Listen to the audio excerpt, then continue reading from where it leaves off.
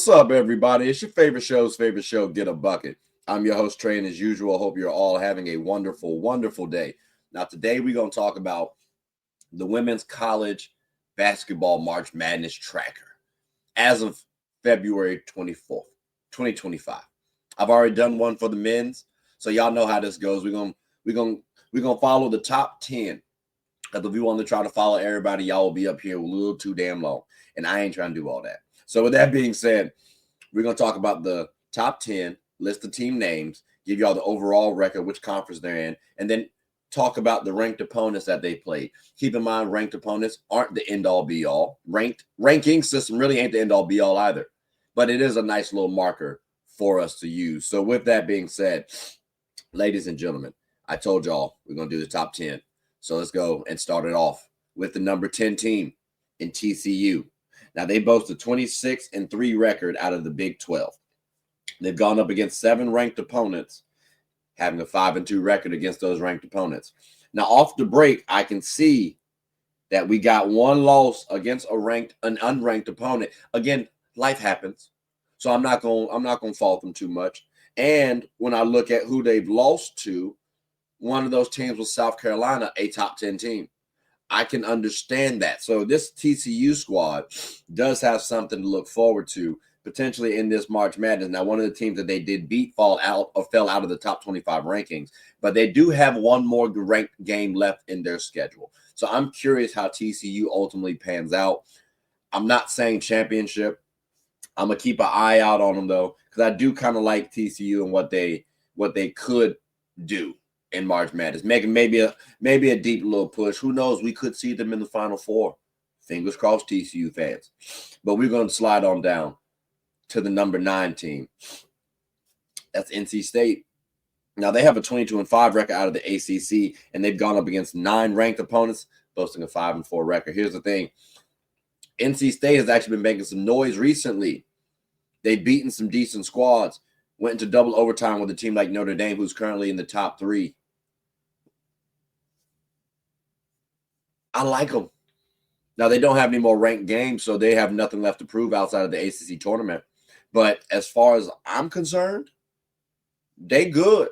They're a team that nobody wants to see in March Madness because they're a little scrappy. And those teams, you get tired of playing. So this NC State team, yes, they've lost only one unranked game, and that's something to note as well, too. I'm going to put my eye on maybe a little bit more than TCU. But I get it, too, if you want to put them in the same breath as TCU. I really do. And maybe I'm biased. I'm an ACC fan. But let's move on down to the number 18. And we're going to keep it in the ACC with UNC. Now, they boast a 25-4 record. They've had 7 ranked opponents going 4-3. In that span. Now, also, what y'all have noticed is they've also only lost to one unranked opponent. That's cool, especially when you losing to player or teams like UConn and Notre Dame. All right, I can stomach that. Now, here's something that I've noticed though. Both NC State and UNC lost to a team that became unranked. TCU actually beat a team that became unranked. So when I see that, if you lose to a team that became unranked, that tells me that's now a worse loss than what it was originally viewed as. So for UNC losing to Georgia Tech, who fell out of the rankings, and you beat a team like Cal, who also fell out of the rankings, that lessens your record a little bit for me. So I can make the same case for NC State.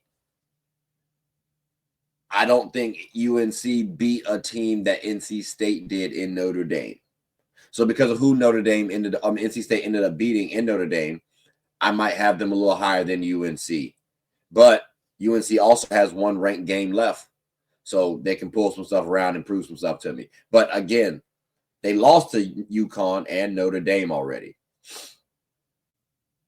Haven't won anything else. I'm just saying. They did beat Duke, though. Duke, we got to get them back. And we the last game for them, by the way. Let's move on down to number 7, LSU. Now, they have a 27-2 record out of the SEC. That's pretty daggone good. I ain't going to hold y'all, ladies and gentlemen. And I'm kind of wondering, how are they number 7 on the listing? But anyways, they've gone up against 6 ranked opponents, boasting a 4-2 record. So all their losses have been to ranked teams. Keep in mind, they lost to South Carolina and Texas. That's how, because they lost to South Carolina and Texas. Okay, cool. So they have 1 ranked game left, and they've beaten teams that have pretty much stayed in the top 25. So with this, ladies and gentlemen, I will say this now. If we swap maybe one of the teams they beat for South Carolina or Texas, I think you might view LSU a little bit differently. But keep in mind, though, LSU is still a team that is nothing to scoff at. So I still got a little faith in LSU, although I'm not going to exactly say champion, right? But a tough team to beat, yes. If they lose early, I would be very disappointed in the whole squad, including Kim Mulkey.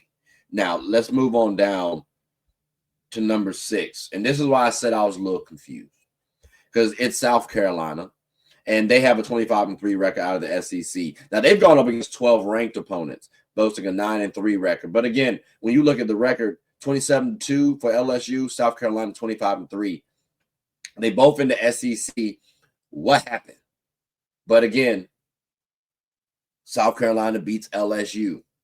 And everything I said in terms of their opponents, for LSU, none of theirs dropping out of the top 25. Same can be said for South Carolina. And they played double the amount of ranked opponents that LSU did. And they only lost 1 more game. So because of that, all right, cool, I hear you.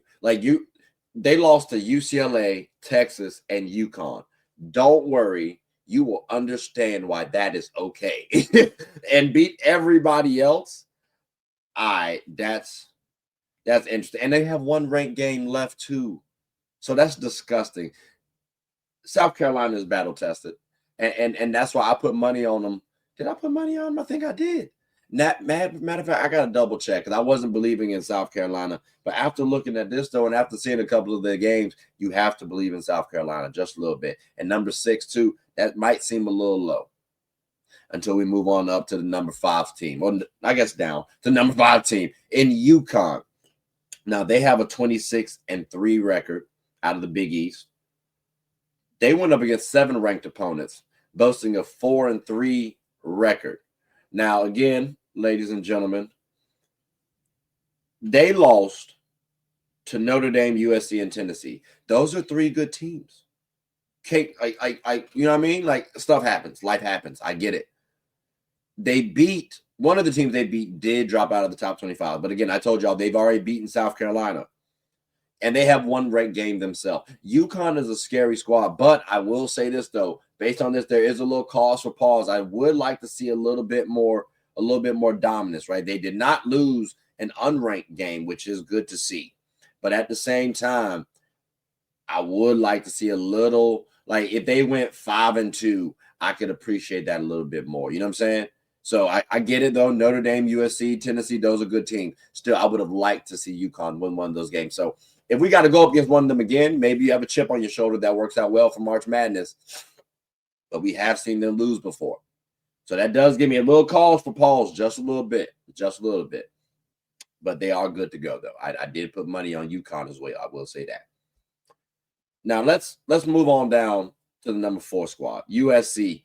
USC is actually pretty good. Notice, by the way, I ain't really talking names of players, right? I'm trying to be unbiased, because if so, y'all would have heard a little bit of bias in one of these teams, I promise you. And I'm a Duke fan, by the way, but I do rock for one of these teams specifically because of one player, but we're not going to talk about that right now. Actually, 2 players, and I'm going to try to keep this as unbiased as possible. Oh, my God. All right, I'm going to say this. Paige Beckers and Juju Watkins. Obviously, we were talking about UConn last time. We're talking about USC now, right? But USC, number 4 team ranked. They have a 25-2 schedule or record out of the Big Ten. That sounds so weird to say, too, by the way. Anyways, they went up against 9 ranked opponents, boasting an 8-1 finish. That is disgusting. And then when you think about it, too, bro, like they only lost to Notre Dame. That's kind of tough. Like, that's actually kind of tough. Now, one thing you do note is that they had an unranked loss. But again, life happens. We can't be perfect, right? So, I'm sorry. That's another team. My bad. They didn't lose unranked. They did not lose to an unranked team at all. So that's perfect. I gotta note that, and they got a solid offense and good depth. UST is scary to me. One ranked opponent left. Two, yeah, a couple of their teams fell out of the top 25. I can see this team being scary and winning it all. And I can go as far as to say that maybe a season too early, but they're right at that cusp for me. It's that sweet spot, right, where they're right there. So pay attention to USC. If you're a sports betting fan, I will put some money on USC a little bit. I have, just like I did UConn. So, but again, I told y'all too, I'm a little biased as well. Let's move on down to Notre Dame. Now, Notre Dame is number 3. They have a 24-3 record out of the ACC. Here's my thing, ladies and gentlemen. They've gone up against 9 ranked opponents and have a 7-2 record. I actually do like Notre Dame. A little bit biased, not as biased as USC and UConn, but I do like Olivia Miles on the squad. I can't lie to you. I'm a little biased on that one. So with that being said, and they have a good team. They have great guards, a lot of attacking.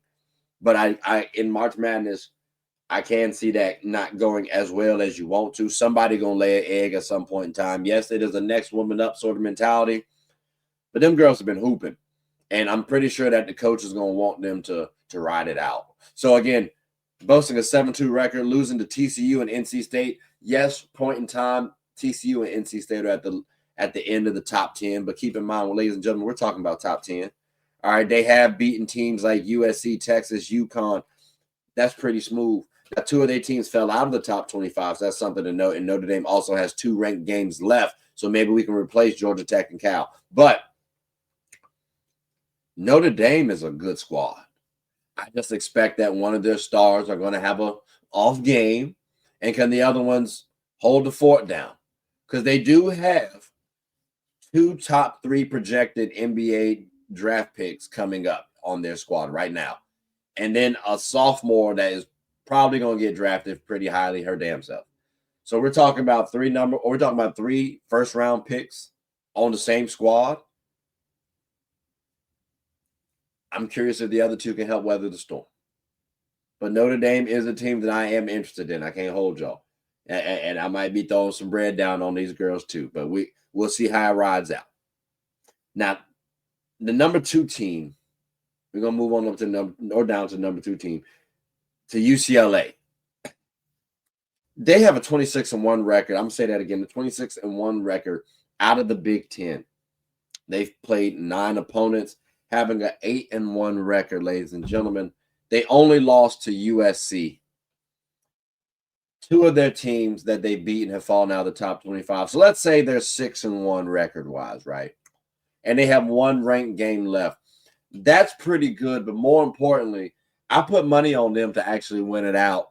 And they're looking pretty smooth. Like I'm talking about when March Madness ended last season, I made a couple initial predictions, and UCLA was one of those teams, along with UConn, I think along with USC, like maybe even South Carolina. I got to double check. But UCLA is definitely one of the ones that I kept up there.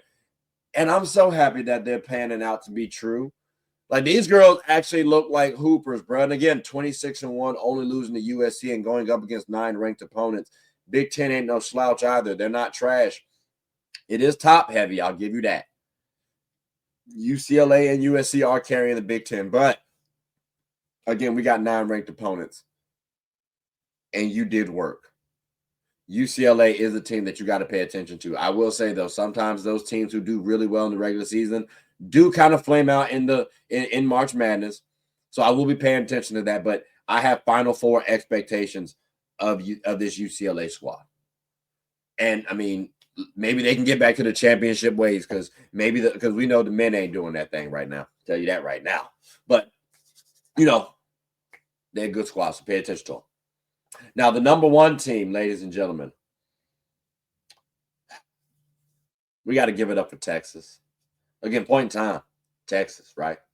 26-2 record out of the SEC. They have gone up against 11 ranked opponents, boasting a 9-2 record versus them. They only lost to South Carolina and Notre Dame. And one of their teams that they beat fell out of the top 25. So we're talking about an 8-2 record versus 10 ranked opponents. Now, they don't have any more ranked games left, so what you see is what you get. But beating South Carolina, beating a Tennessee, beating a LSU, hey, bro, this Texas squad does look fairly battle-tested. They really, truly do. And when, again, they only lost 2 games, one of those was to the number 3 team ranked point in time and the number 6 team ranked point in time. Only thing that's better to me or is comparable to me is UCLA. Because, again, they've had 9 ranked opponents. They've lost 1 game their entire career or their entire season. And that was to USC, who's number 4. I'm just saying that's very comparable. These 2 teams look pretty stout. And I'm trying to figure out who actually going to ultimately beat them. Again, Notre Dame and South Carolina and USC have beaten these top 2 teams. Not both, but these 3 teams have won. So this is a nice little storyline to follow heading into March Madness. But again, ladies and gentlemen, this is just the tracker. This is just the tracker that we're doing. And keep in mind, too, we got a lot, and I mean a lot of ranked games going on for a couple, actually all of the top-ranked teams. So this is what I'm about to say as I close up shop. Because we'll be monitoring these top 10 teams going into March Madness. And if some of them drop, because again, we got some ranked teams, so some of them might, we'll be tracking them, and maybe if we see a new team enter, we'll talk about them. But every time I see women college basketball, I do think, dang, I wish men's college basketball would play the same amount of ranked opponents as they do, because women do seem to have less of an ego, and I think the college game would be a lot more entertaining if we include some of these matchups at the frequency in which the college women's game does. So I would appreciate it if the men's college game hears this and they start doing that a little bit more so. Because if y'all paid attention last time, it didn't. Top 10 ain't looking like that in terms of like ranked opponents. It's a lot more disparity. It's a larger disparity between the teams. There were a couple of SEC teams that had, a lot of ranked opponents. But for me, it could look a little better. So again, ladies and gentlemen, I just wanted to throw that out there. But I'm curious what y'all think about that, as well as the top 10 tracker. Now, again, going forward, I don't expect but so much change. And because I've already talked about these teams, we're not going to have to talk about all of them again. So this episode, this tracker section will be a little shorter going forward. But I definitely want to hear from y'all what y'all think about the teams as well as the tracker. So please make sure y'all, 1, follow the college women basketball game. And 2, make sure you like, subscribe, comment, tell anyone who's anyone about the show. My name is Trey. I'm the host of Get a Bucket. Hope you all are having a good one. Take care.